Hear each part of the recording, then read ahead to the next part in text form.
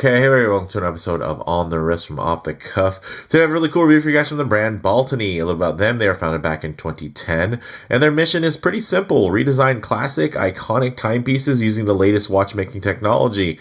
Their goal is to create the most historically accurate homages ever made, while maintaining the spirit of the original iconic timepiece along with their own modern interpretations. Now, in terms of type of watch, I'd consider this a dress watch, an everyday dress watch at that, but some key characteristics. It's not like you're looking for something you can wear every day that dresses up pretty nicely. We're just going to find that relatively clean and minimalist design aesthetic inside of a modestly sized package. This is known as their retro dress watch with the sapphire blue dial. It's the S4105, and it's an homage to the Rolex Oyster Perpetual with the added visual flair of a textured gradient dial. These go for $259 direct, and this sample was kindly provided free of charge by Baltany for the purposes of this review. Now, of course, they're not going to get any type of editorial oversight, or they're not even going to get to see the video before you guys do. They see it just like everybody else. These thoughts are, of course, all my own, just like on any of my videos, but I did want to quickly touch on that for those of you that might be new to the channel. So with all that said, let's go ahead, zoom the camera out, get this piece in hand, and take a closer look. Okay, guys, now quite a handsome little piece, especially when you think about that price point at just under $260 direct. Of course, you're going to see the exterior and the bracelet, and it's going to ring very true to a typical Rolex Oyster Perpetual or Rolex OP type of homage. But then you get into some of the dial details, right? Like the brushing and the faceting on those nicely applied indices. When you start getting into the multi-finishing on the handset, of course, that very cool pressed dial with the gradient effect that's happening. So you're getting not only a texture there, you're also getting that fume gradation, which is going to be brighter towards the center and then darker towards the outer reaches of the dial. So there's definitely a lot to appreciate here, and not for not a lot of money. In terms of the dimensions, 39 millimeters in diameter, 12.5 millimeters thick, and 47.5 millimeters lug to lug. This is going to be constructed out of 316L stainless steel, all polished here, as you guys can see. Mostly, I should say, polished. And then, of course, you do have some brushed accents here on the tops of the lugs that do tie in to the fully brushed bracelet. Well, the bracelet does have polished sides, which again tie in to the other polished areas of the watch case itself. Now, the bezel is nicely proportioned and polished like you would expect. And then you also do have a side screw down crown, which is very nice.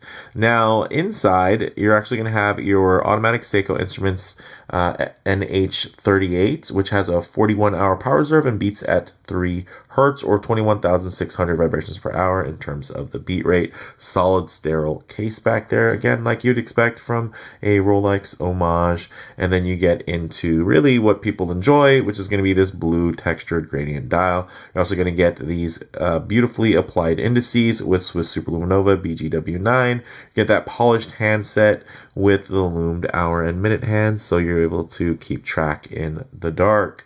Now, another nice thing is this crown is a screw down crown, and it does help you secure the 200 meters or 20 bar of water resistance that this watch has. So I think that is quite impressive. They didn't have to make it that high, but it is nice that they did. It just gives you a little bit more confidence in terms of the overall construction of the piece. You also do get 20 millimeter lug width, which is perfect. And again, it's kind of the default sizing here. You're going to have this 316L stainless steel Oyster style 3-link bracelet brushed with polished sides, screw pin construction, which is quite nice. Let's take a look here. Oh, wrong side. Oh, no, I guess that side, you can see the screw pin there. Then on the other side, you see the screw pins here. Of course, you're going to see quite a few fingerprints, and that just comes with, polished surfaces and muggy studio hands. But check it out.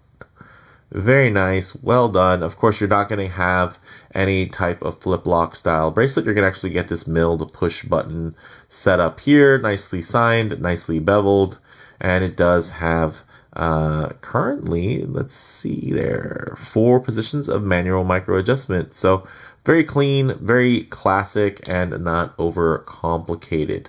And I do like that they added just enough flavor to make it feel like something different, and already very acceptable proportions, right? So to talk about some of these other dimensions, it tapers down from about 20 millimeters down to 16, and then about 18.5 millimeters at this push button clasp with that 4-position manual micro adjustment. So with all that said, let's actually get this piece on the wrist and see how it wears. Okay, as you can see on my 7.5-inch wrist, this wears pretty beautifully. Check that out.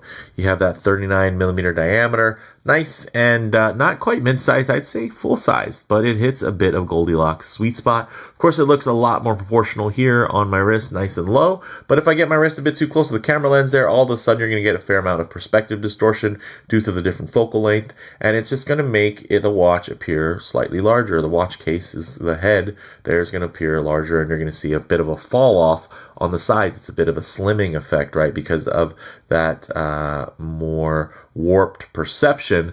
But when you get a little flatter of a profile, closer to what you'd see with the human eye, you can see, there you go. So what I'll do is just tighten up the frame here so you guys can get still a detailed look, but just add a bit of a true aspect ratio as to how this may lay on your own wrist, and check that out. Very nice. Now, not ultra thin by any means, but not every watch needs to be ultra thin. It's one of those things that I hear more and more. Everybody wants the thinnest watch with the most potent lume and the most adjustment and the most articulation, and it's just like, not every watch needs, I mean, has it ever even been proven that a watch having everything actually makes it better? I think when you have a nice, simple recipe and a theme that is executed to a high level, I think that's all you need. I know there's a lot of people out there, especially in my comments section, a lot of keyboard warriors that just love a good spec sheet. I don't collect spec sheets. I collect watches, and I wear watches, not spec sheets. So again, just not every single feature needs to be on every single watch. That's what makes it fun, so you can own more than one. If every watch had the exact same feature set, then you wouldn't need more than one. And guys, look at my channel, clearly I need more than one. So I need them to be different. But yeah, a little bit, I'll get off my soapbox there, but look at the way this lays. Very organic, just like you'd expect, of course, from an I should say a fine Oyster Perpetual Homage. I mean, look at the 3D milling on that beautiful female end link. Flows perfectly. Very, very sharp. Not sharp to the touch, but sharp to the eye. Nice and precise in terms of the levels of precision that were achieved within that execution. So very, very cool here, guys.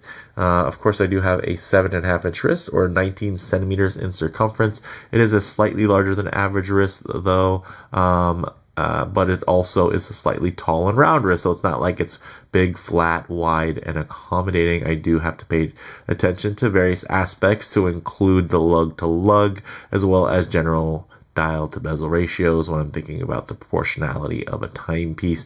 Even the way that the bracelet tapers or the lugs taper, those are all things that I'm very cognizant of. And yeah, I think this one wears really well without a whole lot of extra administrative thought. So with that said, we'll go ahead, get this off the wrist, set up for some lume shots, the light transition, and closing thoughts. Okay, we'll go ahead and hit the lights here. Hey, as you can see, quite nice. Not bad for a really dressy watch. Of course, it does have the capabilities to be worn every day as a tool watch, but, I think this one is really meant to be quite dressed up. Of course, the bracelet does give it a much sportier aspect, but yeah, when you think about the Oyster Perpetual, it's a really classic everyday wear that really reminisces to a time back when people's casual everyday wear was a little bit dressier. But one thing I always like to work in is going to be, of course, a bit of a low light transition, because you're always going to be out in the middle of a field. enjoying direct sunlight. A lot of times you're going to find yourself coming out of buildings, walking underneath overhangs, or just hanging out underneath the shade of a tree. So it's nice to see what these colors, textures, and finishes render like in less than optimal lighting. And my goodness, guys, the level of play that you're going to get from this dial. So not only does it have the fume gradation, not only does it have that pressed textured dial, it also has, as you can see here, a sunray pattern underneath. So it's going to be able to just give you even more play there. I love that you get that midnight blue, almost black color, and then you just get this little vibrant beam of indigo. Ooh, indigo, not indiglo, but indigo blue that just fires off. And again, you're getting so much play, oh man, with the light, the reflection. Now, even when you get on, look at that indice at 12 o'clock. The micro beveling pays off. Look at the way this subtly just refracts that light back at you in a different, more interesting way.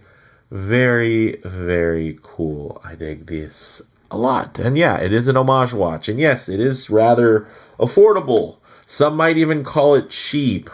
But I will say, it doesn't feel cheap. It feels quite nice. It's impressive build quality. And Baltany's proven that time and time again, that they're willing to go above and beyond when it comes to their levels of execution. So for me, guys, closing thoughts on wrist, classic proportions, great for everyday wear, and of course, perfect to dress up or down.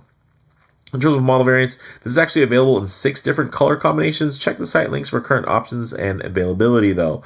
And then in terms of comparable models, guys, as per the usual, Baltany, they are undercutting the competition by a fair margin, while also offering an impressive level of fit and finish that can more than hold its own against watches costing 2 and 3 times as much. Yeah, 2 and 3 times as much. This is just barely over $250, just under $260 at $259. And yeah, this is impressively built. Now, it doesn't have a lot of bells and whistles in terms of spec sheet. Again, it has a traditional milled clasp. It doesn't have one that has toolless micro adjustment or anything like that. It doesn't have a bunch of crazy quick release, anything for the spring bars or anything like that, or some cool integrated end link for a rubber strap. But what it does have is just a really solidly executed package, and I can appreciate that.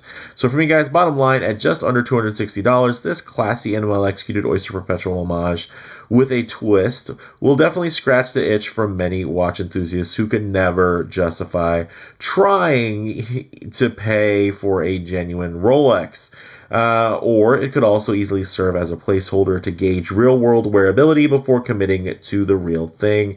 Yes, especially when you're looking at the different sizes, whether you want to look at something that's a 34, 36, 39, even a 41. It's nice to have something with a very similar proportionality to it, even, of course, in Homage trim, to give you just enough information for you to make the best decision for your own wrist. So with that said, let me know what you think down in the comments below. If you like the video, please leave a like, and if you're already, please subscribe for more content just like this. Thanks, guys.